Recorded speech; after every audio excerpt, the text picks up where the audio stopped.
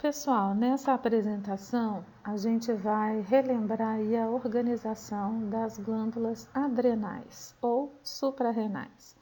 São glândulas encapsuladas, vocês estão observando aqui, né? Tem muito tecido adiposo em associação às adrenais, à sua cápsula. E as adrenais são glândulas de origem embrionária dupla.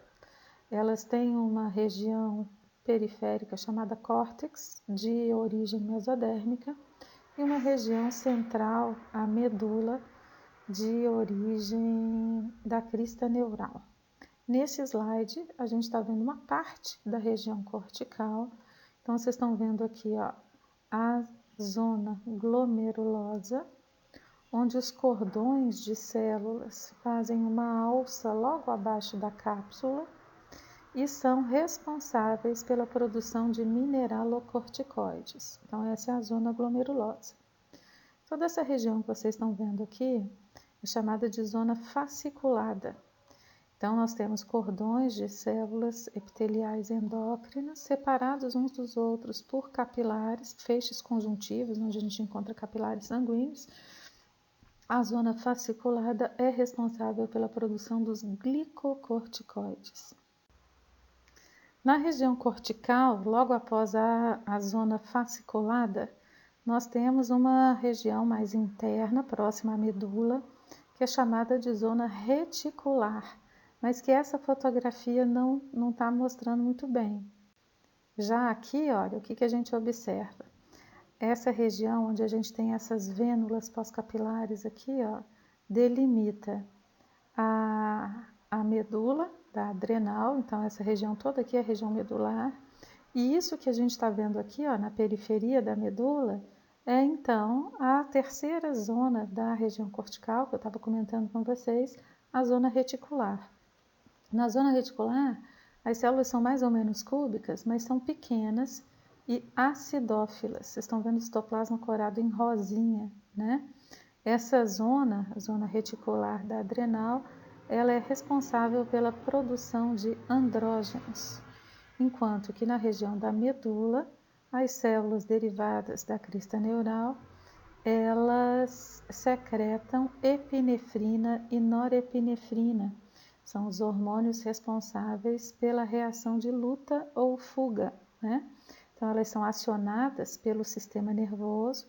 O sistema nervoso, as terminações nervosas ativam essas células e elas então secretam nessas vênulazinhas e nos capilares que passam entre elas a epinefrina e a norepinefrina, que vão ter ações em várias partes do corpo, deixando a pessoa em estado de alerta e com capacidade para reagir a situações ou fugindo ou enfrentando essas situações, né? Bom, aqui a gente está vendo, a gente voltou para a região periférica da glândula, a gente está vendo aqui a cápsula em um aumento maior e a zona glomerulosa. Olha, de onde eu estou passando o laser até a cápsula é a zona glomerulosa, que apresenta células colunares, células altas, né? Nosso parâmetro é sempre tecido conjuntivo, então a base da célula aqui, seu ápice é aqui, né? Também tem um feixe de tecido conjuntivo passando entre essa dobrinha de alça aqui, né? Entre um cordão e outro, ó, isso aqui é tecido conjuntivo também. Então, os cordões celulares aqui na zona glomerulosa, eles fazem uma curvinha logo abaixo da cápsula, faz uma espécie de uma alça, né? E aí a gente vai ter tecido conjuntivo aqui, tecido conjuntivo aqui e tecido conjuntivo aqui também, no centro, né? Essa região é a zona fasciculada, depois nós vamos vê-la em maior aumento. Vocês estão percebendo aqui um capilar descendo, né, em direção àquela região limite entre córtex e medula. À medida que esses capilares vão chegando próximo da medula, eles vão se fundindo uns com os outros, formando vasos maiores. Aqui a gente tem, então, em aumento médio, olha só, de onde eu estou passando o laser para cima é a zona fasciculada. Essas células da zona fasciculada são células mais ou menos arredondadas, mais ou menos globosas, mas que têm o citoplasma muito vacuolizado por grânulos de lipídio em imagem negativa. Então, o citoplasma fica mais branquinho. Já nessa região aqui, ó, a gente tem os cordões contendo células da zona reticular. São células cúbicas, pequenas e com citoplasma acidófilo, aquelas que eu falei que são responsáveis pela secreção de andrógenos, né? Então, aqui, as células da zona reticular. Repara como fica muito mais fácil perceber os capilares entre os cordões, porque eles vão se fundindo e vão se tornando mais larguinhos, né? Aqui na zona fasciculada, entre as células fasciculadas, a gente pode encontrar uma ou outra reticular. Da mesma maneira que na zona reticular, a gente pode encontrar uma ou outra célula fasciculada, tá? Mas existe uma predominância das reticulares na parte mais profunda do córtex. Aqui a gente está vendo em maior aumento a zona glomerulosa, com suas células altas, formando alça sob a cápsula.